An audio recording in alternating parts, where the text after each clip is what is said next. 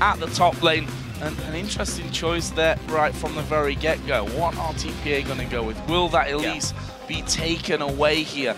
Possibly, but not this round. It's Lulu, which Link has played in both games so far. We should also mention that Cloud9 have run the exact same lineup 2 games in a row. I think that also increases the priority of Ziggs even more so. Link is a guy who played a fair amount of Ziggs for CLG, even though Cloud9's not a team to play Ziggs normally. The Twitch ban makes a lot of sense, obviously, and we have to point out, since we were just talking about Elise, even though Wins plays a lot of mechanically difficult junglers like Lee Sin, he has 1 game on Elise in the entire season he played in the GPL, and it was a defeat.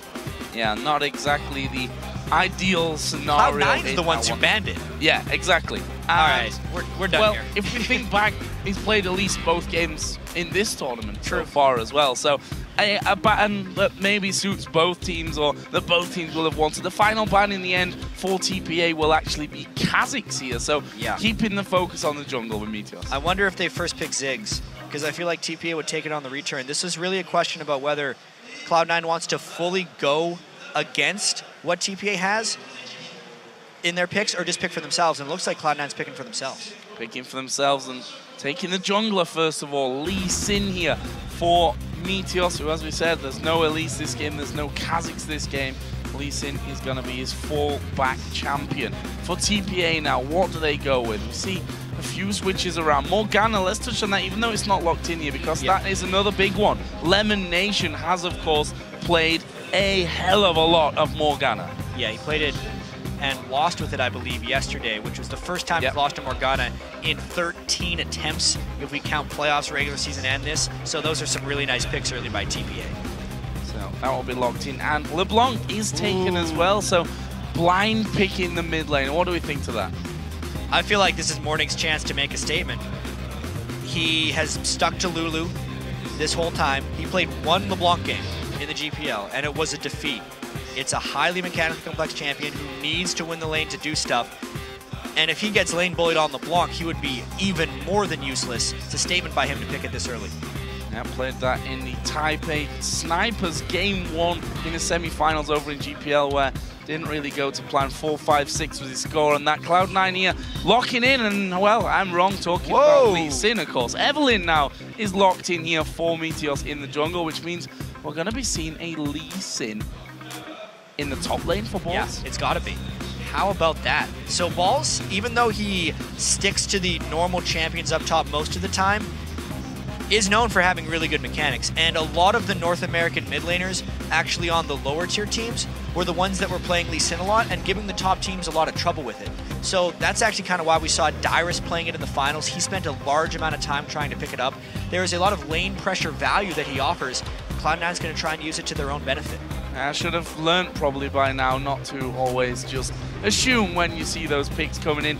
I mean, second half of the season, not much Lee Sin played anyway by Meteos. He played it a few times in the start of the NALCS. But let's move on from that. Lucian taken here for Sneaky. Obviously, he's been going for Twitch so far here at All-Stars, but that has been taken away. And we go straight to the other side of the game, because Nocturne locked in here, 4 wins in the jungle, and we're going to see bebe taking the Jinx. Nocturne was a big deal in the GPL. It's much more pick prominence over there. But I specifically want to talk about the Jinx because it's more relevant to what happened yesterday. After we saw Sun go off on Jinx in a very nice protective composition where the enemy team didn't have much dive, Taipei Assassins picked a Jinx into a very dangerous composition with many people who can close onto bebe. And that's exactly what they did. He died many times in that game. He did not have good protection on Jinx. And it's really bebe, I feel like, picking a champion that he can maybe carry the game with if he gets going, but not necessarily the right situation for it. And he's a player who has, when he's got going, pulled off some ridiculous numbers overall. These Draven games earlier on in the GPL playoffs where he'd racked up 16 kills in one game, 19 in another. Obviously, Jinx, a little bit of a different thing, but can certainly get snowballing. We'll see how that all works out for TPA, because Cloud9 have locked in their 2 final choices. Thresh for LemonNation and Orianna in the mid lane for Link. It's amazing to think Thresh made it this far through. Yeah. And Orianna was actually one of Link's first champions that he played in the LCS all the way back in Season 3, so he should be very comfortable on that. A fairly, I'd just call almost normal team comp for Cloud9. A lot of everything, or just a little bit of everything. Very versatile is actually the word I'm looking for. Versus the what is actually fairly heavy dive and not much protection coming out from TPA. What is their final choice for the top lane here? A role which has failed to impress us, I think, so far from TPA's side of things. I think that's fair to say. It's going to be Renekton in this one, and you know, Renekton where you're going to be thinking about having that bullying early to mid-game and hoping to scale well into later things. But as I said before, we've not been super impressed with performance throughout the game, really, from TPA on that front. No, Achie has not performed in the games. It's really been about their solo lanes not doing well and bebe not being good enough to carry, or just the other teams being too good to let that go and just taking the 5,000 or so gold advantage they get from the solo lanes and steamrolling through the rest of the game. TPA actually hasn't gone much different on that. Things are very reliant on the solo lanes with this team composition, so we'll see if they can improve against Cloud9. Some big questions to be answered in this one. Cloud9, of course, a win and a loss under their belt. A close win against Fnatic. Their loss wasn't really all that close, unfortunately for them. Obviously, SKT sweeping them to the side. For TPA, this is pretty much do or die. I mean, people are already looking forward to TPA versus Fnatic later on, but those kind of things could be decided before. We're going to find out, and of course the teams are now loading onto the Rift, so why don't you guys let us know who you think are going to win this game. Send your pick to @LOL Esports and use the hashtag C9 win or TPA win. And it's so important because we're coming into the second day of group stage here. This game really secures Cloud9 advancing out of group stage if they win. If they lose, there's a very large risk that that 1-3 record would lead them either into a 3-way tie or not making it at all. We are in Europe, guys, I'm just saying, so ties are a very real possibility. That's where the All-Stars are. We're going to find out here. We are going into game. It's Cloud9 versus TPA. Who's going to get the early start? Again, I'm going to harp on about early aggression. That last game was a bit of an exception. It was just a bit of dancing and faker dodging, which, funnily enough, turned out to be very indicative of how the game was to go on in the end.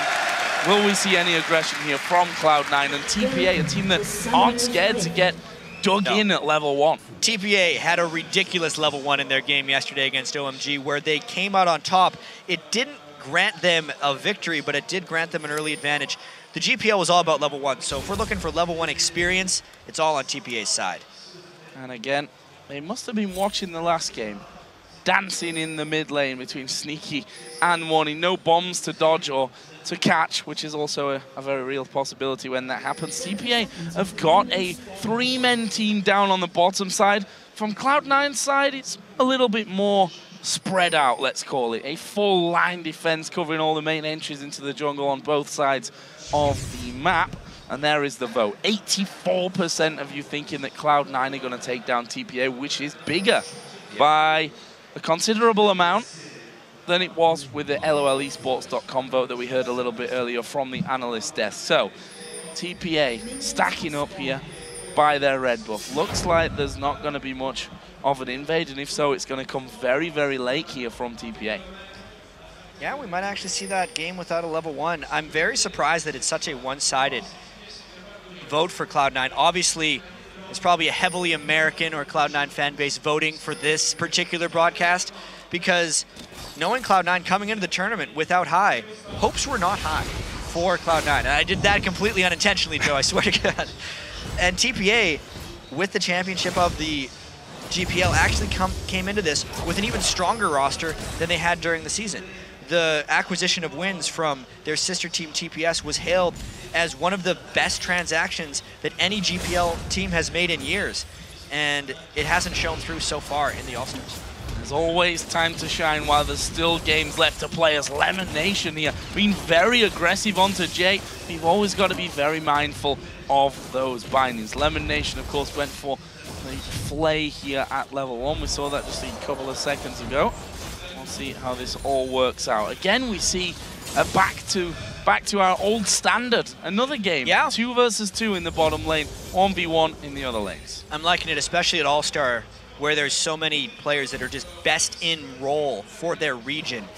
bebe, as far as AD carry is concerned, is just the legend from Season 2, still the last remaining member from that championship team, captain and carry for TPA, against Sneaky, who, by the way, had the best KDA in the North American LCS, really best stats overall as far as 80 carries are concerned. That's going to be one hell of a matchup down bottom. And here we see Meteos. He was the key target for TPA. There's the hook onto Jay. This is trouble. They're going to go for bebe though. He flashes away. Now they go towards Jay. They've not got much CC to lock him up, but they'll force the flash nonetheless. Both flashes used by TPA and the heal from bebe. That is a huge move right there. Cloud9 burned absolutely nothing. So they will have a huge advantage in that game now, sending them both back to base as well. Next time a hook lands, it could very well be death. So this top lane, Balls, had a very tough game yesterday against SKT, a game that he'll probably want to just forget, to be honest with you. So far, having a bit of a hard time being bullied around, but you can see keeping up with the CS on that front nonetheless. Yeah, Lee Sin actually isn't a guy who can take on Renekton crazy early on in the game. He's mainly looking at Lee Sin so he can be more of a late game assassin. He can teleport into fights and really jump around and punish squishies early, plus become a late game split pushing threat once he gets a whole bunch of lifesteal to outlast the tank Renekton who can't burst people down. That's the strategy of the Lee Sin pick there. Oh, a hook coming through there. Nocturne had actually just shown himself. That's the first, I'm not sure if we can really call it gank from Wins. He just walked into the lane there, was spotted early enough from it, and we can see that Meteos actually replying to this one, just moving down again towards the bottom side of the map. And an interesting choice by Wins there, going Spirit Stone. Oh, nice binding by LemonNation. That's a lot of damage. Good combo coming in, wasn't enough in the end. There is the hook actually coming down, but they've got no follow-up here, Cloud9. We saw Meteos had already backed away on towards his Golem camp. And to finish the point on Wins' item choices, this is the slightly nerfed Spirit Stone, where there's a name for this, the Wriggle's Lantern, Feral Flare. There you go. It would be the nerf Feral Flare if he would have went that route where it takes 30 stacks to transform. Pretty much everyone was building that on Nocturne. He is most likely going for a Spirit of the Elder Lizard, a much older Nocturne build that he's going to be more comfortable with, because as we said earlier, the GPL had a lot more Nocturne picks than the other regions, and that's what he would have been using when it was popular. Doesn't see the need to change over to the Feral Flare. See that Balls has gone back. We saw him recalling a few moments ago. Has picked himself up a second Doran's Blade in there as well. Wow, that's a max range hook onto bebe. The Black Shield came down just a little bit afterwards. The CC wouldn't have followed through anyway, but Cloud9 on LemonNation in particular, can't fault him for his hooks up until now. One of the results, though, of bebe going back very early in the lane is he's actually got an item edge on Sneaky. Until Sneaky shops and gets a BF sword, they actually can't capitalize on those burned summoner spells. By the time Sneaky ends up shopping, the summoner spells may be back, actually. Very, very possible from that one. He does have a big CS lead, though, does he? 39 to 23. Just watching this mid lane there, we saw a lot of damage coming through already from Link on towards Morning. If you look at the items, Link has been back, and there's actually the clone being popped. And Link, Flash, Ignite still available, same over the other side. We'll see if any more aggressive action. I can't imagine that will come out of Link. I think harassment and farming is the name of the game for him. He's not a typically aggressive player, but at the same time, you do want him to try and take advantage of Morning a little bit. He's down about 10 CS. Getting the LeBlanc clone shows he's been getting a lot of harass on him, but that harass hasn't actually led yet to a farm advantage. Maybe once he gets a little bit more ability power after that Chalice and starts building up to the Athenes, we'll see more of that, but it's going to be tricky for Link. Oh, Sneaky taking a lot of damage. Actually has to just dash away from the Dark Binding. That's the danger that you've got with Jinx Morgana in there. You've got the chain to really put down. Once you land that binding, you put the chompers in position. You've got a lot of time for basically free damage. This will be the point now as well where Sneaky gets his BF sword. They went back into the double golem, so he's going to be coming back with that big item advantage. While the summoner spells will be back up for TPA, the advantage will be that BF sword, so it's not actually advantage lost, despite them not getting kills while summoners were down. Morning is going to be gifted the first blue buff for him of this game. Wins just tanking that one up, and it does go over there to Morning. Meanwhile, Meteos, we know him as a player that loves to help Balls in particular get going. We talked about this heavily yesterday.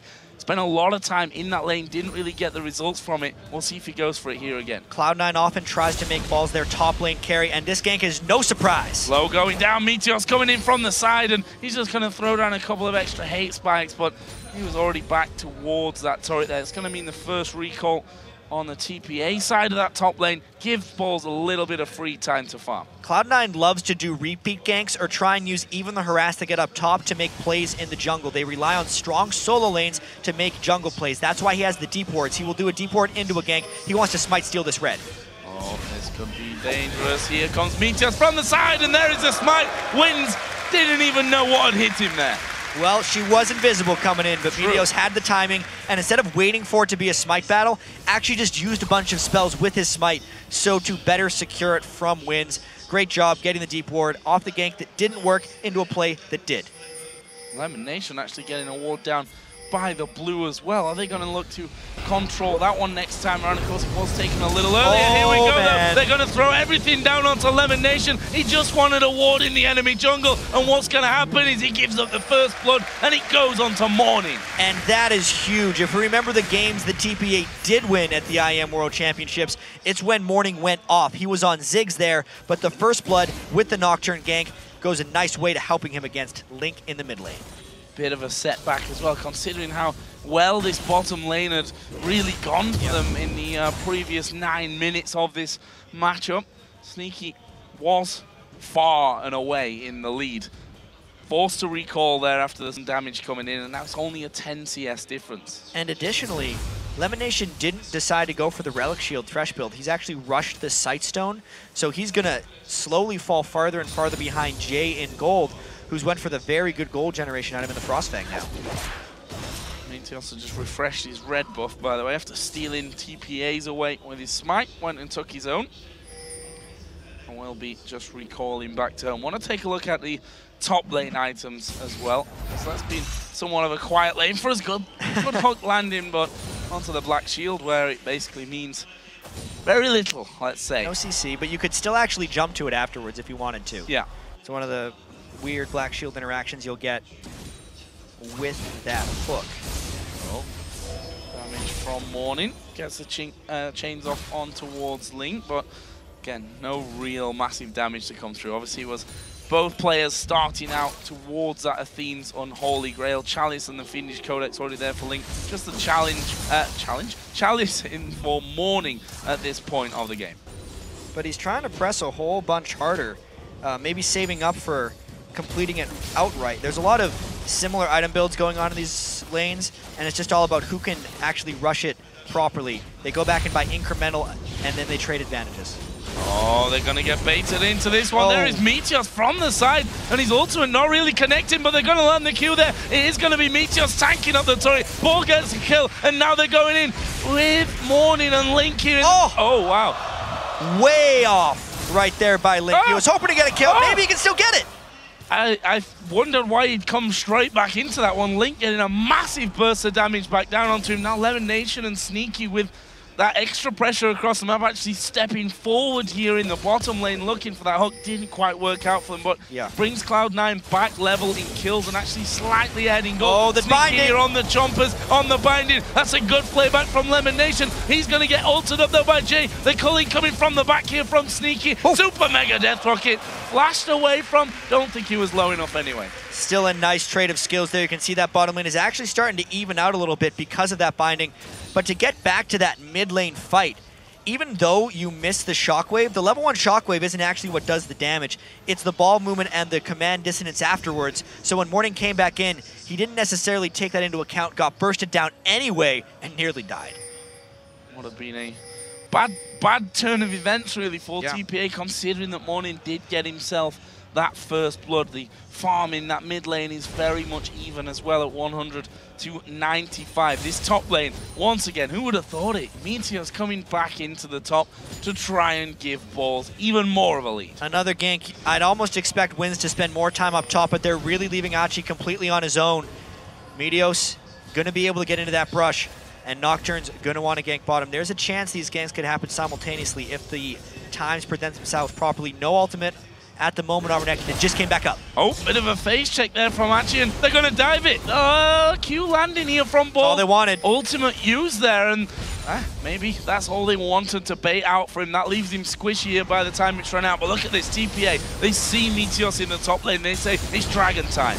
Yeah, they're really thinking about it. His ult was still running when they started this dive. This is real dangerous. It is dangerous, but I think they're going to come out of it. All right, a flash was used there in the end. There is a dragon going down, so they trade kill for dragon here. Super Mega Death Rocket coming across the map. It could be good. It could be good. Oh, so close to Balls. So very close to getting the kill. Nice shot, I gotta say, from bebe, but it wasn't quite enough. The extra shielding of Lee Sin right at the end there was a bit too much. That's very much Cloud9, what they just did there.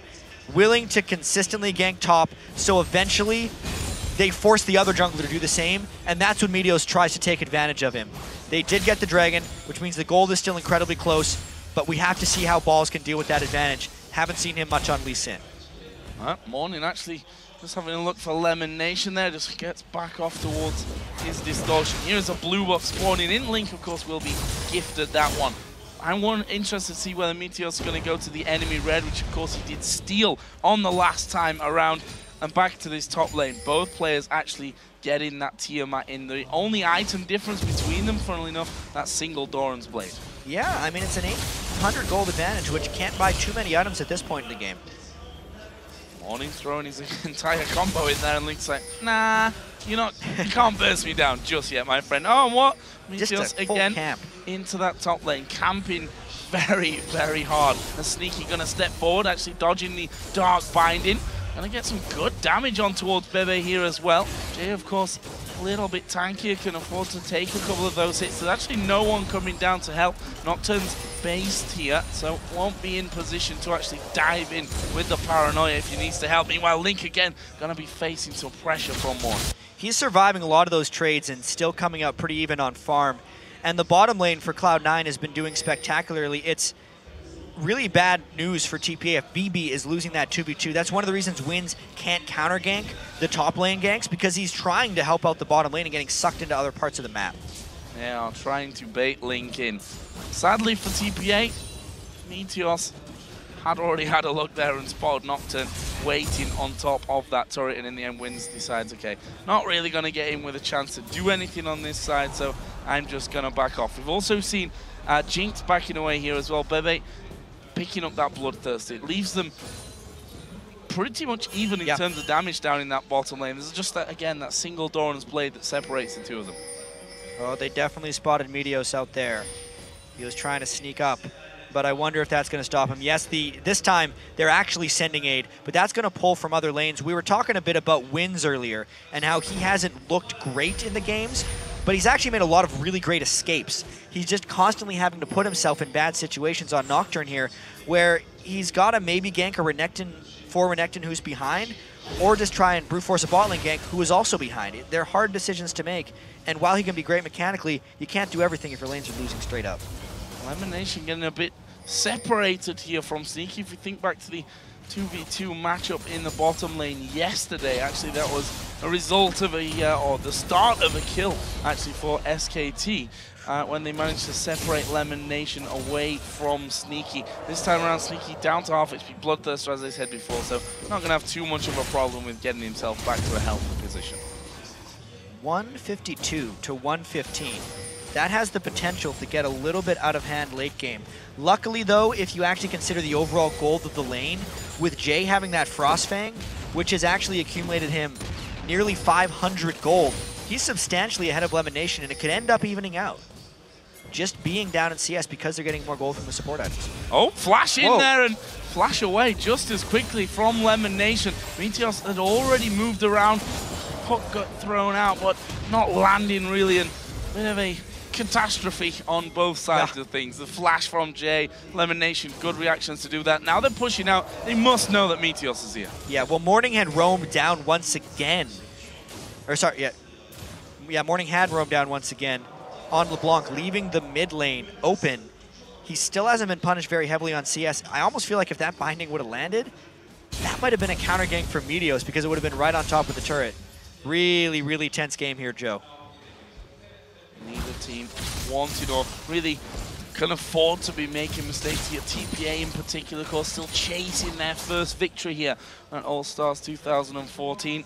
Let's see if they can get that here today. Of course, they still have one more game to play after this, which will be our last game of the day against Fnatic. And well, that could certainly turn out to be a big deciding game. Remember, Cloud9 still has to play OMG, who, even though they lost to SKT today, look very clearly like the second strongest team in the tournament. So this is kind of a must-win for both teams. Cloud9, because they don't necessarily want to fall into a tiebreaker game. TPA, because they want to stay in. Hook landing again from LemonNation. Again, his accuracy with that has been pretty strong. Here comes the TP. They're all going to go towards Bebe. He flashes away. The calling will be enough. It's Meteos actually gets it in the end. Now Jay's coming around. Here is Achie as well from the backside. That's a lot of damage that he's putting out, but he's taking even more back. And this may be a double. It will be a double. Meanwhile, Link is having to go at Morning. Flashes in. Get up, Wade. He's going to get the kill. Brilliant from Link.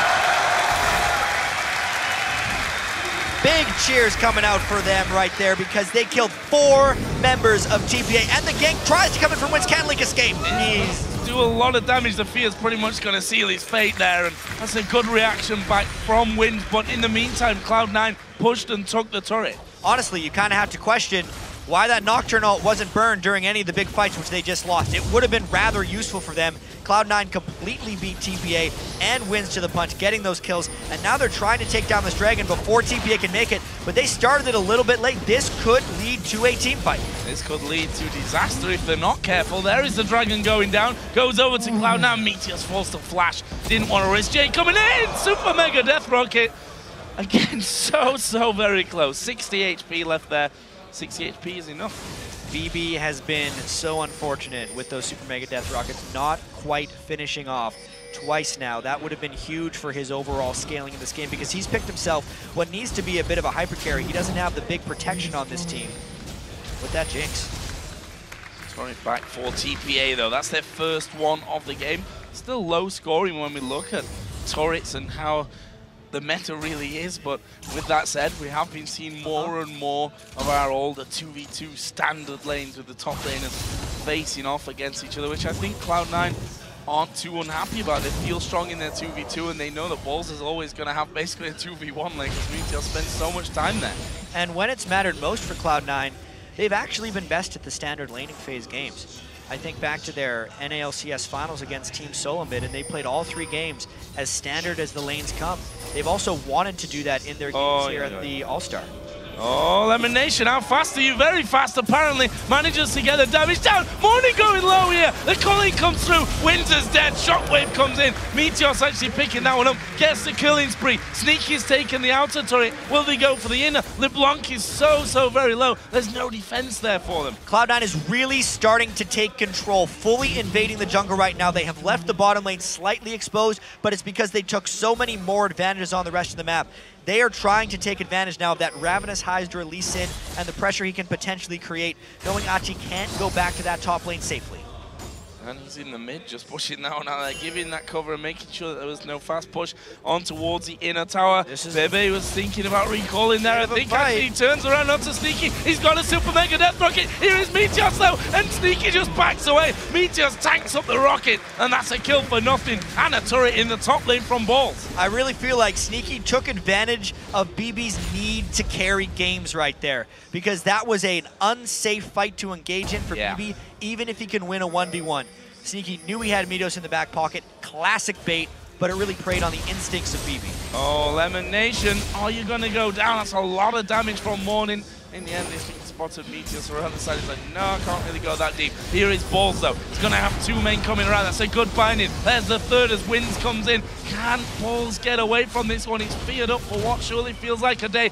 Kicks one back. Doesn't get the knock up onto Wins. Flashes away from the binding. But there's the paranoia. His life stealing like a boss. But it's not enough to keep him alive. And now Meteos 1v1 against Morning. Morning just using the distortion to get away. But that wasn't a close duel. No, that was Meteos popping out of stealth and nearly taking down Morning. Morning has started to fall behind in this game. In fact, he's going for the Deathfire Grasp LeBlanc build, which is single target. And this near escape by Balls, it didn't seem like it was going to come. He really looked dead to rights. Dark Binding into Fear. Finally, he can start running away. The kickback just barely missed Wins, but then he still had the flash, making the ult burn. And if he would have juked this last Duskbringer by Nocturne, he very well may have escaped. I'll give Balls his due. He was in the right direction to juke it there. Yeah. But he was just too close, so that point blank, a little bit easier for him to land. Here's Cloud9 again up by the Baron area, and again on the clear out mission. You see that Link doing a lot more damage than before. Needlessly large rod. I want to actually compare that build over with Morning, who's gone for that very much blow up a single target with the DFG after his Athenes. I kind of question it right now for Morning. I know that Faker's favorite LeBlanc build is the death cap afterwards, and he still manages to assassinate people because LeBlanc just has a lot of single target damage by default, but the wave clear and the map pressure in the team fight of the death cap is just that much higher. He's going to maybe use the Deathfire Grasp to get rid of Lee Sin when he dives in, because honestly the tank line of Cloud9 isn't extremely tanky, they're just fairly tanky, and if they can get the Lee Sin down through the Bansheesville, maybe they could take him out. But it kind of just, to me, screams that he's behind in the game and still trying to get enough damage to kill even one person. Feeling maybe a little bit desperate, as we saw while we're looking at Sneaky and Bebe there in that mid lane. The fight that was baited earlier on, Sneaky was at half HP, but with a Bloodthirster, a Zeal, and a Phage, and was saying, okay, I can still fight you here. This is a fight that I want to take. Meteos came in there, and that was the 4th assist, actually, for Sneaky. He's not quite been as lucky here in terms of picking up kills. That was a very close hook to landing on towards Jay. And look at that, Bebe and Sneaky having a bit of an encounter underneath the turret. Here comes the Paranoia. They're going in for Link. Have they got the damage here? They will do with that DFG. Actually, it wasn't even used, so forget about that one. But they get the kill nonetheless. And that was just Wins burning his ultimate right there to finish off Link. The question then remains, can TPA make advantage of that? Because with the Nocturne ult down, a lot of their team fight initiation would be lost. And if they don't make anything happen, I feel like Link is going to be all right with that death. So TPA themselves, after that kill, just trying to get a bit more control back over the Baron area. As Morning coming in. He does definitely hurt, there's no doubt about that. But imagine if that was a death cap. Sneaky would have been much closer to death off of that one and far more scared back. He didn't even use the DFG in their actual kill. So he's got to pick up his game still. Certainly have to press those actives if you're going to go that route, that's for sure. Sneaky just backed away after taking that damage and comes back off towards the lane. Balls, as he said before, the Banshee's Veil now in their form as well, which is going to prevent either the first binding coming in, whatever the CC that could be landed from around a part of the burst from Morning as well, which will completely break his combo. In the meantime, with Balls putting down all this pressure in the enemy jungle, they've basically just snuck straight in there and they're taking the dragon. And I also think the death cap that's been completed by Link will be something that Cloud9 uses to force more of the game here. When they play these solo lanes, they're actually pretty good at taking the game to late game, or they have been. But that's when they have a Jax in the top lane. With the Lee Sin in the top lane right here, they're actually on a bit more of a timer. They're not going to win by as much because Morning will eventually get to a point where he just kind of kills Sneaky. I want to see how Cloud9 can make decisive moves now to win the game and not just know that they're going to be better late game. I want to mention the second item finished for Bebe, picking up the Last Whisper, that's the name of it, almost forgot somehow for a second there, on top of his Bloodthirster. Other side, of course, earlier on, definitely the Trinity Force was finished by Sneaky as his second item coming into this one. If you look at the junglers as well, very similar, in fact, almost identical build routes at this point. There's a hook coming through. It's going to force them away from the tower. Good leash coming in down towards LemonNation. Meteos going to take a bit of burst, but it's Jay that they really want from this one. Here comes Wins diving to the back. The Colin is ripping him to pieces. Wins is super low. Balls goes in. It's Achie that's coming in from the back, though, and Sneaky's trying to run away. He's on his own, completely isolated. The rest of the team is low. Link is going down very low. Gets the kill as he dies as well. The flash on towards Morning, and that will be a 4-for-2 for Cloud9.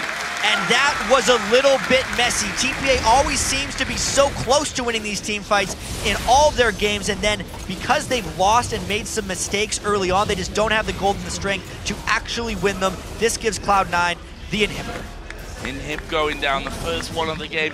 Good push through from that one, and I want to go back to the point that you just made, that they've looked close each time. Yeah, I'll make my point in a second because he's not fighting again. I mean, look exactly how close this one is. LemonNation got killed, and they get a reset for bebe so he can fly into the fight here with all the ultimates being used. And when Renekton came in, it looked like this fight was going to be turned, but they just didn't have the straight-up strength. bebe couldn't quite finish off balls. Link came in from a flank, got a bunch of damage on it, and then TPA just kind of ended up having to fall back. If they were a little bit stronger, if there was a Phantom Dancer actually finished onto bebe, or a Death Cap onto Morning instead of that DFG, because just damage-wise overall for the fight, they might have been able to turn that. All the low-health people on Cloud9 ended up steaming through and getting the inhibitor. So back to my point then, because we've seen from TPA some moments of very, very promising signs. Moments of brilliance. We've seen moments of brilliance from them, but they've only been moments. We've not seen consistent, time after time, top level team fights, decision-making from them. And you got to feel that that's going to be costing them, or has cost them already in the games that they lost. Yeah, inconsistency is unacceptable on a stage such as this with so many great teams around. Your mistakes will get punished. Maybe that's one of the big reasons their semifinals against TPS went to all 5 games. Their finals against AHQ went to all 5 games. They are an inconsistent team that has moments of brilliance and moments of failure. Just too many moments of failure to actually win games here. Oh, and this could be a moment of failure. Wins is not really paying attention to that one. Damage coming his way. Actually dives onto LemonNation. Renekton at the back is doing good damage, but will fall in the end. And that will be a 1-for-1 trade, but it's going to keep going. Balls in the middle of the team. Is wrecking faces. Morning goes down. 3 of TPA do manage to escape. Cloud9, though, only losing the 1. With the champions left, they're going to go Baron, surely. Exactly. 2 main carries down for TPA. Just the support. LemonNation is absolutely fine with dying on this one if it means the Baron for his team. Everyone on TPA had to go back to base. Baron completely uncontested. I want to go back all the way to before the start of this game and TPA's publicly disclosed game plan. Yeah. Stop Meteos from doing his business. 6-0-6 Meteos. It didn't work. They weren't able to stop him from doing his business. And let's just take one more look at this fight, because Meteos leading the charge actually uses ultimate on the back line because the front line could be dealt with by Cloud9. They kept very good range of Renekton and then could just all come in afterwards. Balls wasn't even there at the start of the fight. Lands the Q, decides to go in and really just keep TPA occupied so that they could clean up Morning. They isolate him on the side, sneaky focuses. They still have the good in-fight play from those guys, and it ends up giving them a bear. Yeah, Balls is definitely looking a shade better than their loss against SKT yesterday. 4-1-5, you see that so at home with the build that he's got there with the Randuins on, with that Ravenous Hydra. And all the lifesteal you saw in the middle of the fight, he's tanky enough to hold them off. And he's lifestealing away anyway, whilst doing good amounts of damage. So Balls definitely is, as you mentioned yesterday, the carry top laner that really Cloud9 needing to be. He seems to be getting back into that role here today. And he's really bouncing back from the really tough game he had against SKT. He was pretty happy at the end. He did kill Faker and make him miss a bunch of skill shots, so he did say it was worth on social media. And speaking of social media, actually, it was made public by TPA early on in the All-Star. When they were scrimming Cloud9, they 3-0'd them in one of the scrim sets. But what was unknown to the public is the next day, Cloud9 scrimmed them and 3-0'd them back. So it just kind of goes to show you how game time and scrim time can be so much different, and the results can vary because scrims are so strange. It's very, very foolish to take scrim results at face value and say one team is better, because Cloud9 is better here. Cloud9 going in for the inhib turret. The TP was aimed out there, and well, they killed the turret before that could actually happen, and now with the inhib in the middle lane respawning, they're just going to go straight for that one. Balls gets hit with a binding, but as I said before, he just life steals that back up instantly. They take down inhibitor number 2 there, as we see.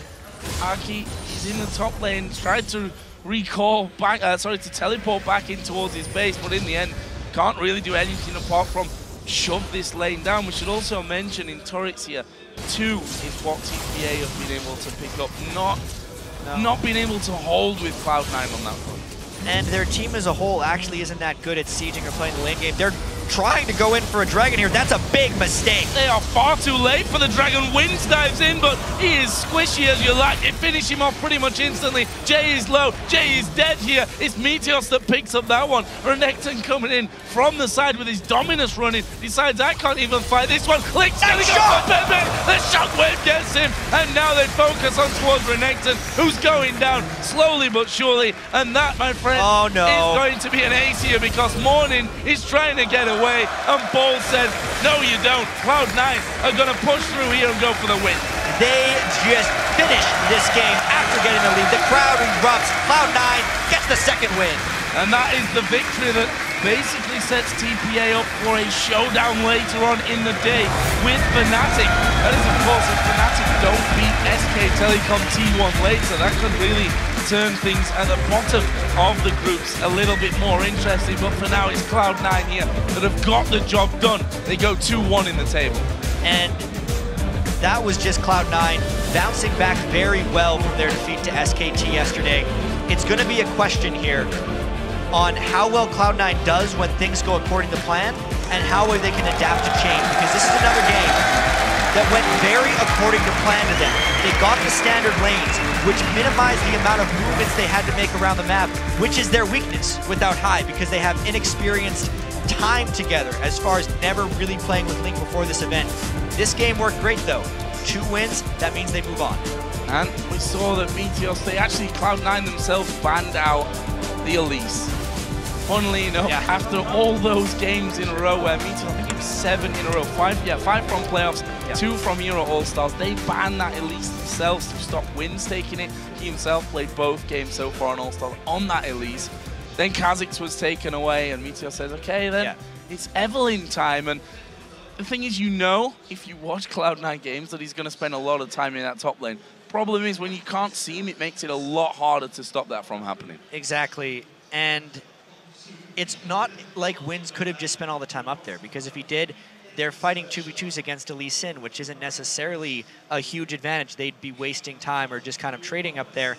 And it's on Sneaky and LemonNation, who are honestly probably the most underrated bottom lane in North America. Everyone talked about X Special Turtle or Double Lift After with a Rush Hour and just hailing them, yet always, at the end of the day, the top of the table, it's Sneaky and LemonNation, and they don't even get ganked for. But they're always top of the table as far as numbers go. They're really good duo bottom.